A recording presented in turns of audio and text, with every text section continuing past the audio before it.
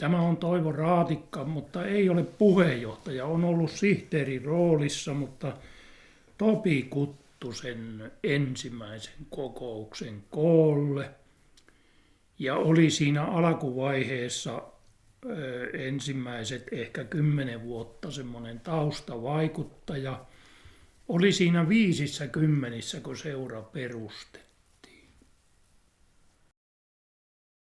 Se idea, mille alueelle seuraa lähdettiin perustamaan, niin se sanallisesti määriteltiin, että Saijan, Kotalan ja Naruskan ja Pulkkaviidan alueelle, ja se käsitti suurin piirtein tällä rajoituksella olevaa aluetta.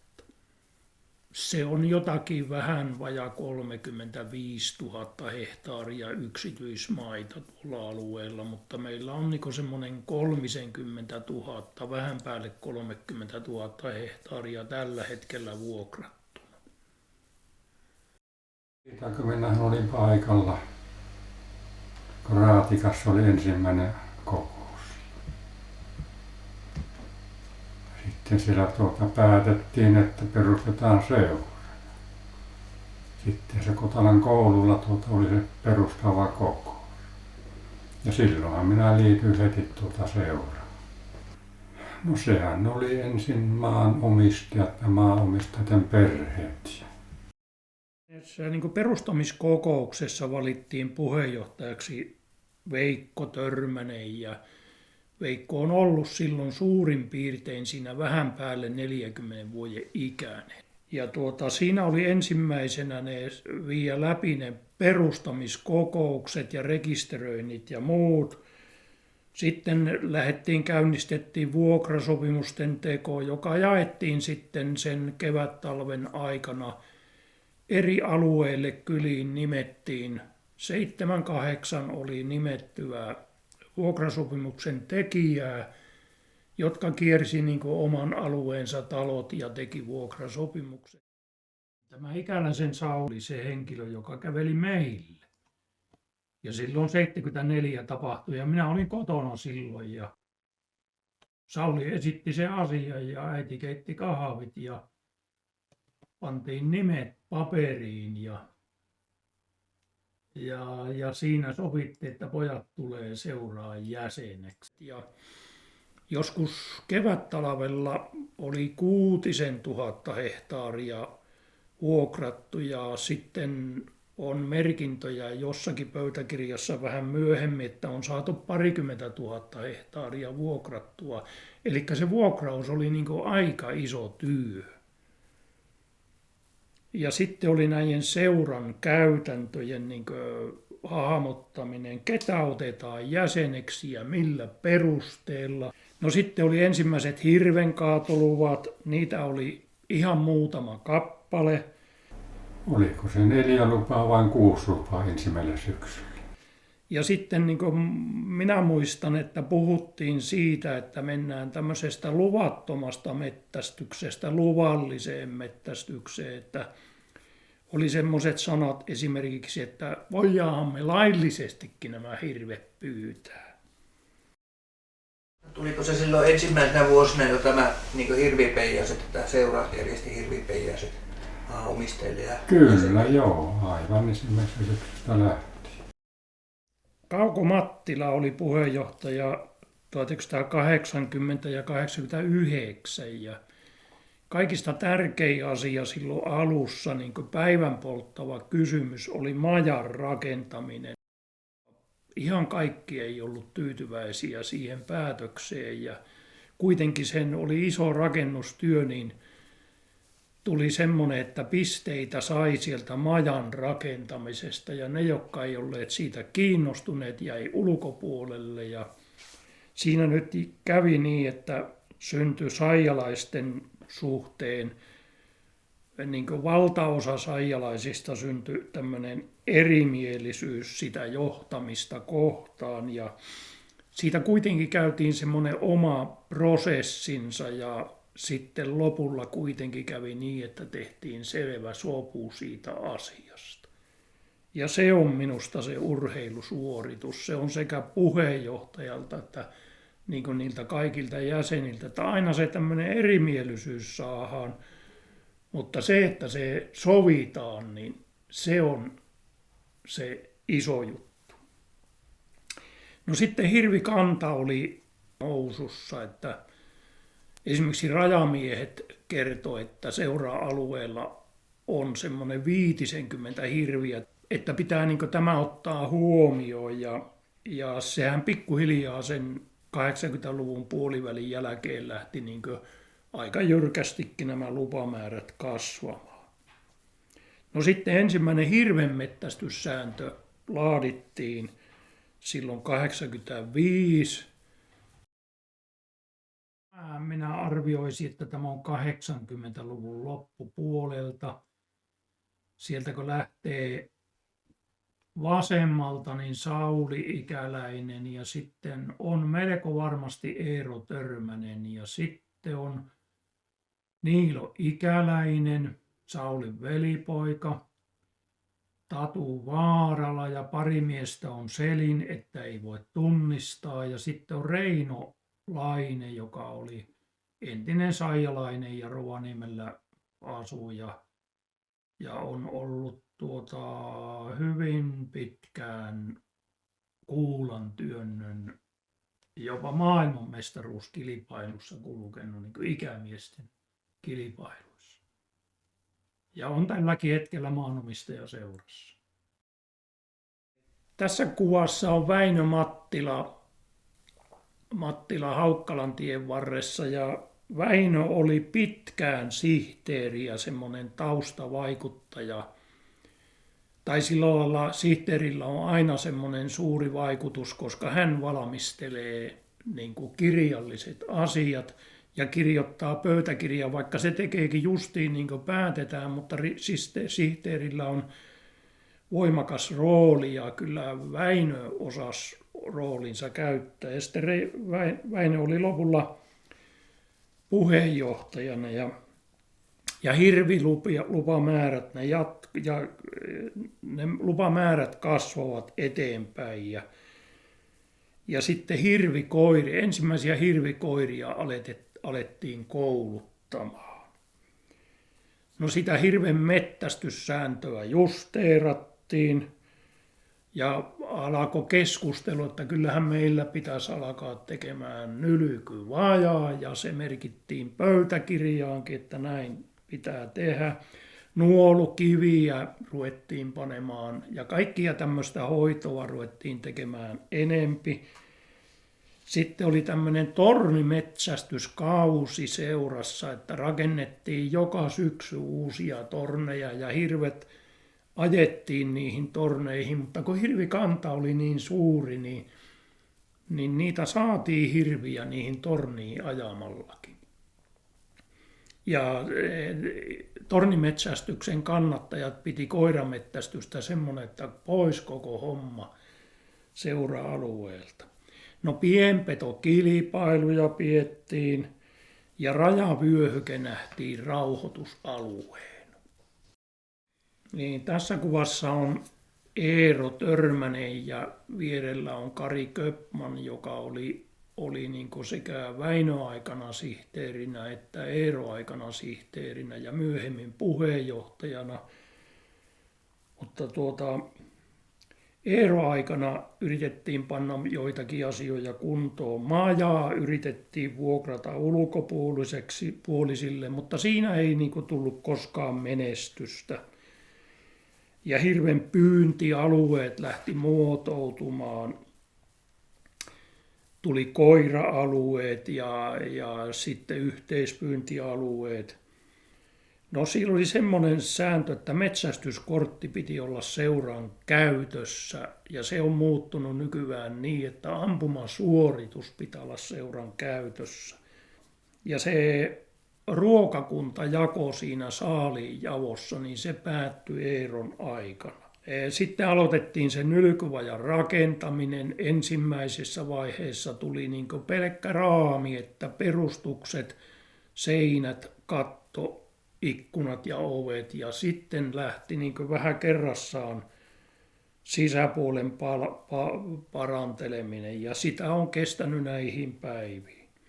No astiasto hankittiin Peijaisiin ja hirvikannan maalaskentaakin kokeiltiin. Riistakolmio alkoi näkyä pöytäkirjoissa ja metsäkauris näkyy pöytäkirjoissa ehkä ensimmäisen kerran. Rauhoitusalueet alkoi vakiintumaan ja pyy oli rauhoitettu ja pienpetojen pyyntiä lähdettiin edistämään kilpailuilla. Liittymis- ja jäsenmaksuja pikkuhiljaa nostettiin.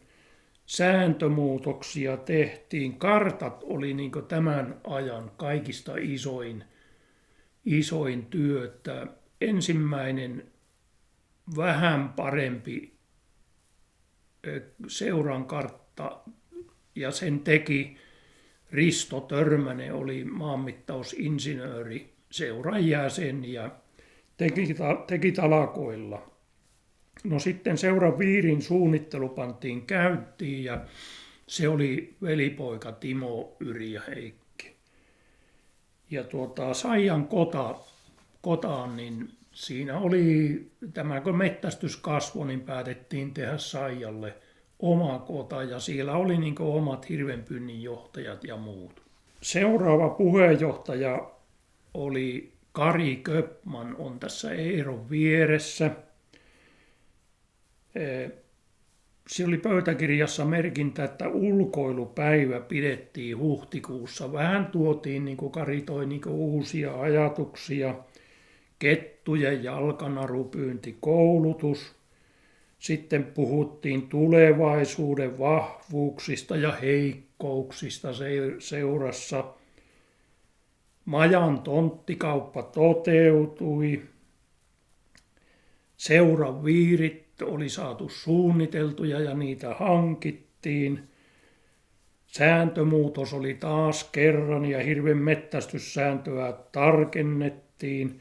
Valittiin muutamana vuotena seuran vuoden metsästäjä.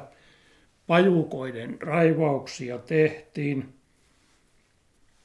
Ja sitten oli semmoinen pöytäkirjoissa kuin A-johtajan ohje hirven mettästyksessä, joka on tänä päivänä niin kuin ihan vuosittain toistuva, mutta se vilahtaa tuo sana tuolla ensimmäisen kerran.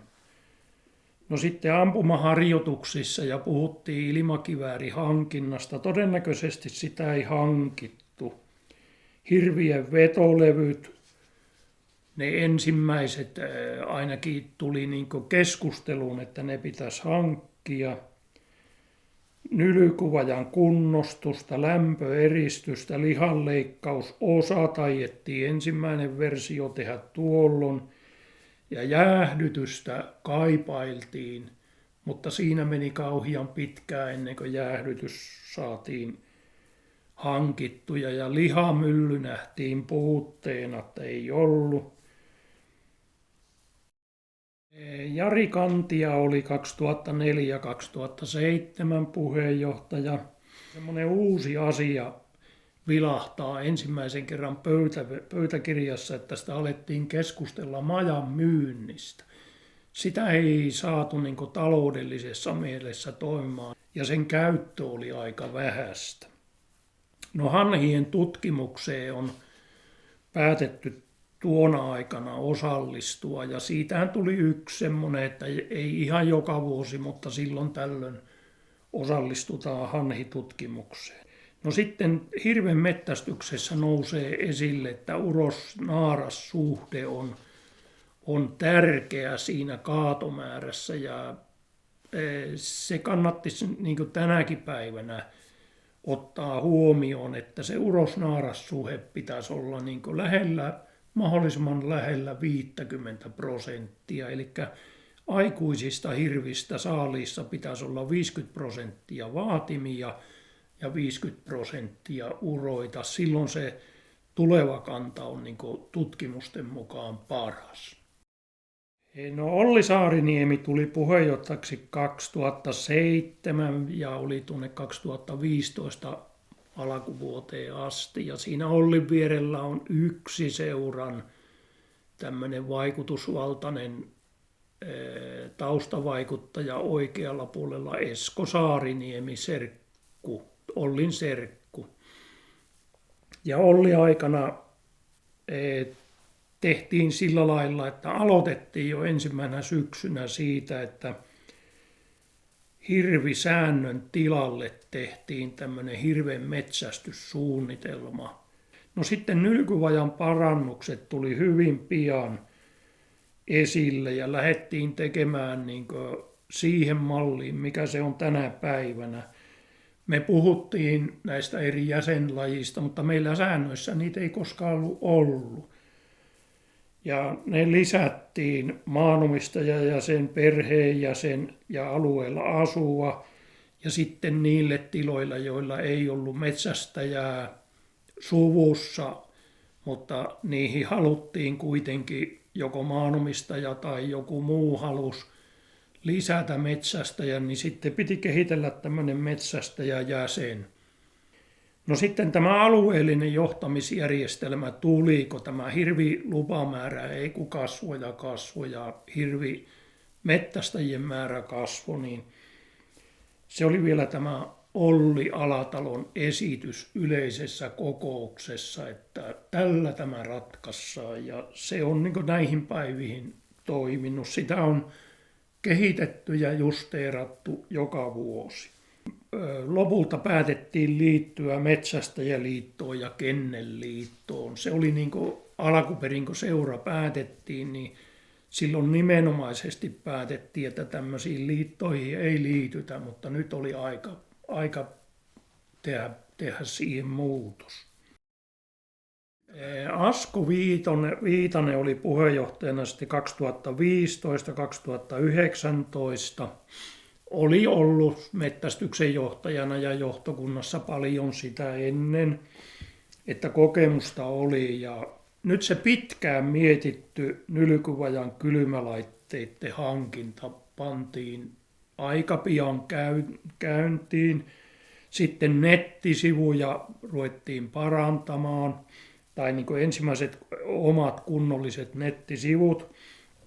No majan myynti toteutettiin. Sitä oli niin kuin pitkään valmisteltu ja se toteutettiin. Hankittiin seuralle tietokone ja videotykki. Sitten oli haaveita semmoisesta vanhan kansan metsästysmajasta esimerkiksi nylkyvajalle tai johonkin muualle, mutta se nyt sitten myöhemmin toteutui tässä muodossa, mikä se nyt on se kota siellä. No sopikoiran pyynti oli esillä ja sitä mietittiin, miten sitä kehitettäisiin. No sitten lihamylly ja vakuumin kone, ne hankittiin samaa kuumaa ja tehtiin niitä nylkyvajan sisäpuolen parannuksia. Ja hirvenmetsästyssääntö kirjoitettiin Metsästäjäliiton mallin mukaisesti. Ruvettiin niin kuin kopioimaan Metsästäjäliitolta hyviä käytäntöjä.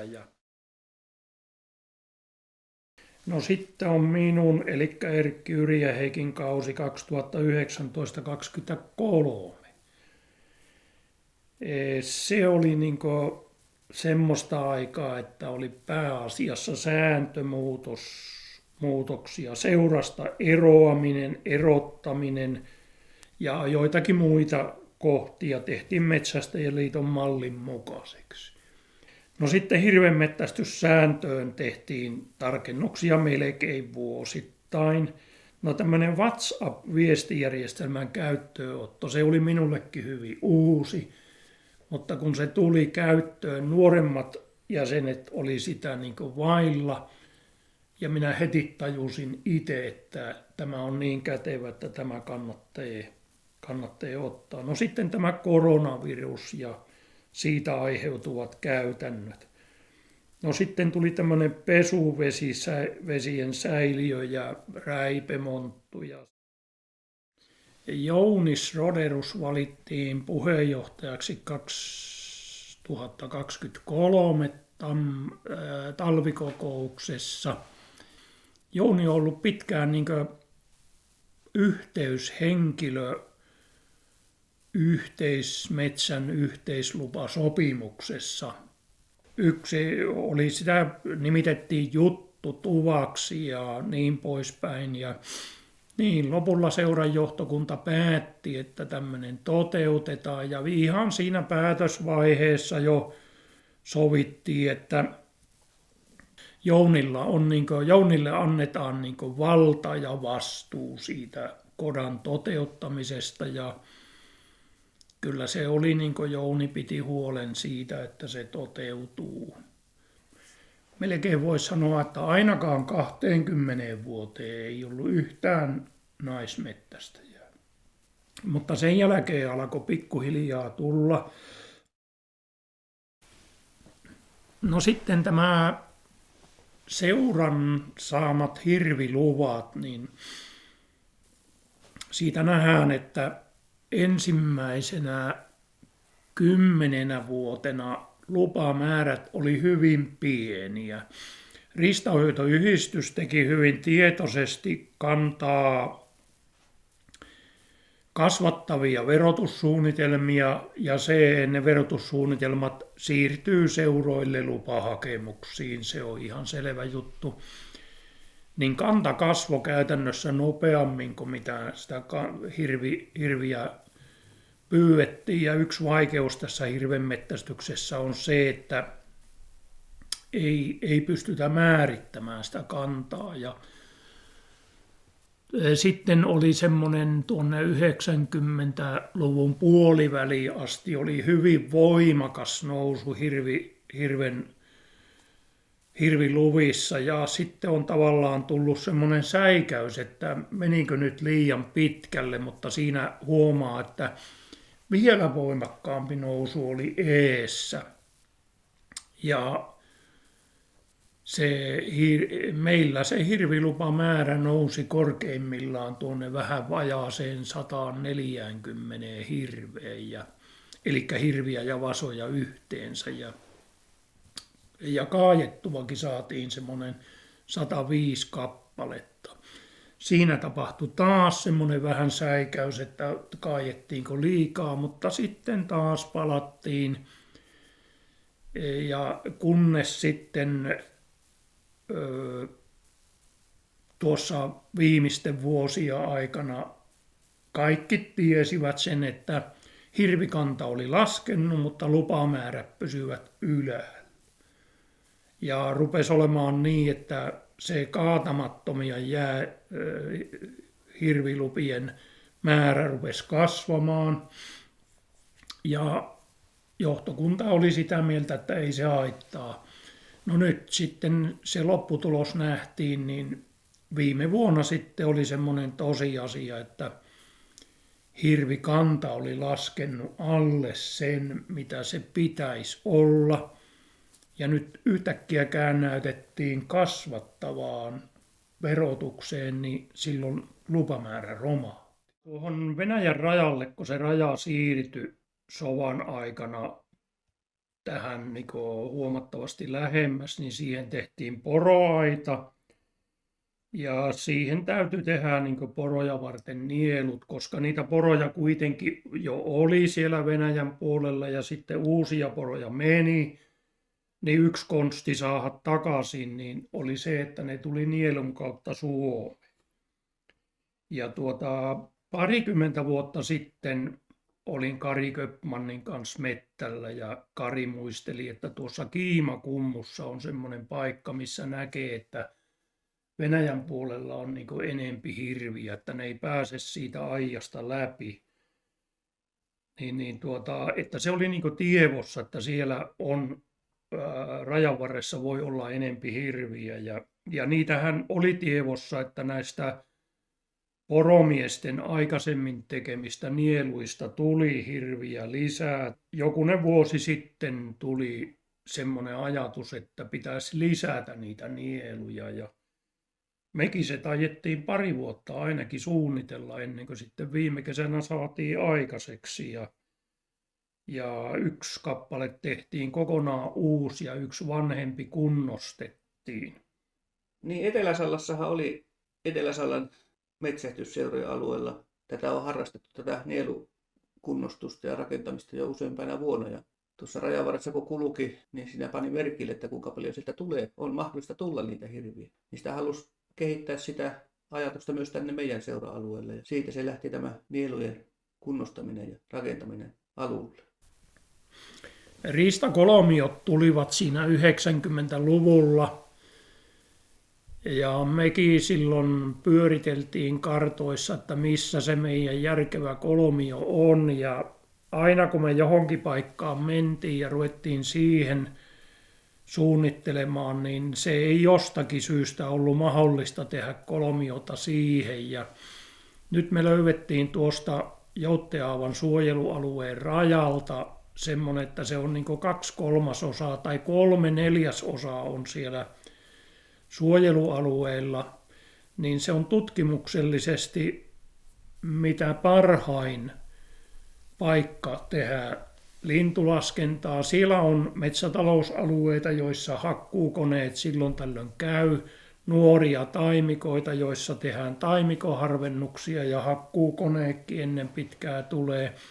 Sitten on avojänkää, ojankorpia, kuivaa kuusikkokumpua, kaikenlaista maata löytyy tuosta alueelta. Ainoa huono puoli on se, että se on mahdottoman raskas reissu sekä kesällä että talvella tuo käydä kiertämässä.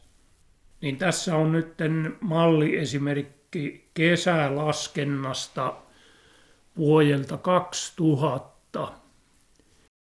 Joo, hanhitutkimukseen lähdettiin tuossa 2000-luvun alussa ja hanhen rengastus on menossa.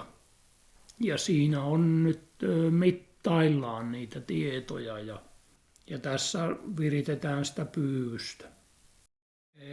Metsäkaurista niin kuin ensimmäiset merkinnät löytyy pöytäkirjoista 90-luvulla. Ja sitä pidettiin semmoisena ilmiönä, että osa seuran jäsenistä ruokki niitä ja ne kertovat toisille, että miten he on kuulleet, että niitä ruokitaan, ja seura ei varsinaisesti reagoinut siihen millään lailla. No sitten kauriit kuitenkin lisääntyi ja leipomolta sai semmoista niin kuin ylimenevää leipää, niin sai säkeissä hyvin halvalla ostettua ja lopulla sitten seurakin rupesi, että jos seurakin osallistuu ja muutaman säkin ostettiin vuodessa tämmöisiä ehkä 10 kilon säkkiä tai 15 kilon säkkiä ja sitten sitä lopulla ostettiin niin kuin 2 lavaa niitä säkkiä. Ajateltiin, että se riittää useamman vuoden, mutta ne meni käytännössä muutamassa kuukaudessa ja siinä kävi sillä lailla, että etelän metsästyskaverit alkoi niin kuin monille ihmettele, että miksi ihmeessä te ruokitta kauriita, että ei kauriita kannata metsästysseuran ruokkia ja ensinnäkin se määrä kasvoi niin kuin liian jyrkästi, niin johtokunta teki päätöksen, että seura ei enää osallistu ja tällä hetkellä mennään sillä, mutta jonkun verran kauriin ruokintaa tekevät yksityiset ihmiset. Kanalinnun mettästys oli varsinkin siinä 70-luvun lopulla ja 80-luvun alkupuolella, niin se oli hyvin yleistä ja hyvin suuri osa kaikista seuran tämmöisistä aktiivimettästä ja jäsenistä niin harrasti myös kanalinnun mettästystä ja semmoiset vanhat metsät, joissa löytyy kanalintuja, ne löytyvät valtionmailta ja varsinkin jos se on jotakin suojeltua vanhojen metsien aluetta tai erämaa-aluetta, niin vielä parempi. Ja semmoinen mukavin tapaus, oliko semmoinen etelän mies murhahairan kämpällä, arvosteli sen minun koiran, että tällä on nokka liian musta ja häntä liian kippurassa. Niin minä ajattelin, että niin varmaan on. Ja siellä kämpän takaseinustalla se mies ei ollut nähnyt, niin siellä ne minun saaliit roikku. Ei niitä niin paljon ollut, mutta oli kuitenkin. Pikkupoikana niin minä kuuntelin karhunmettästyksestä tarinoita, kun siihen aikaan, vanhaan aikaan ruukattiin karhun pesiä kiertää. Oli niin semmoinen karhun kierros ja sitten jos karhu tappoi jonkun elukan, niin siihen haaskalle tehtiin lava. Silloin vanhaa aikaa ja vielä pitkälle tuonne 1993 asti karhun metsästys oli kevätkarhun hiihtoa ja eräuspojat nousi huhtikuun lopulla ylös pesistä ja lähti juoksentelemaan pitkin mettää ja vapulta sai lähteä hiihtämään ja se jatkui tuonne toukokuun loppuun ja muistaakseni kesäkuun alkuun asti se kevätkarhun pyynti, mutta se tosiaan loppui 1993. Niin sitten oli muutama aika siinä välissä, että ei ollut niin karhunpyyntiä ollenkaan ja sitten alkoi tulla tämmöistä syyspyyntiä. Ja sekö tuli, niin alkoi tulemaan osa koiramiehistä, rupesi käyttämään tämmöistä sanotaan liinaamiseksi, että koira on kiinni tämmöisessä narussa tai liinassa ja mennään sen karhun jälkiä ja löysätään vasta sitten, kun saadaan näköyhteys karhuun. Ja tässä seurassa on niinku useita jäseniä, hyvin monta, jotka ovat niinku seuran historian aikana karhuja kaataneet. Yksi suunta, mistä niitä karhuja tulee, niin se on ihan selvä, että niitä tulee tuolta iän suunnalta. Tuossa työelämässä, kun oli rajan varrella kulki, niin oli semmoinen havainto, että karhut tulivat keväällä iästä päin ja arviolta menivät sitten tuonne Vuotoksen suunnalle vasomisalueelle, porojen vasomisalueelle.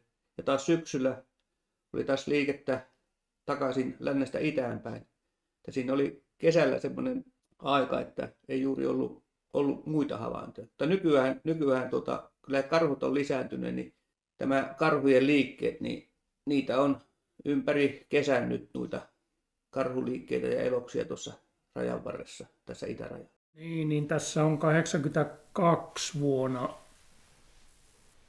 Reino Kantia ja minä oltiin karhumettällä. Siihen aikaan oli niin yleistä, että käytiin keväällä karhuhiihossa ja tämä oli toukokuun 23. päivä aamuyökö me sitten yhtäkkiä ihan sattumanvaraisesti, niin karhu tuli ajoi koiraa pakoon ja juoksi kuusten välissä 10 metriä meistä ja me pamautettiin melkein yhtä aikaa ja niin me sitten Saijanruupe heräteltiin, että nyt lähdetään hakemaan karhua ja kello on aamulla 6, kun me ollaan siinä, me ei ole nukuttu koko yönä, niin, mutta ei se silloin haitannut, oltiin sen verran nuoria miehiä ja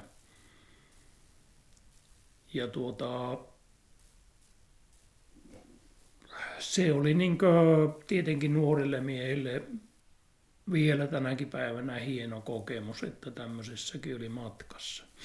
Niin sitten myöhemmin minä olin petoyhdysmiehenä, olen ollut nyt varmaankin yli 10 vuotta.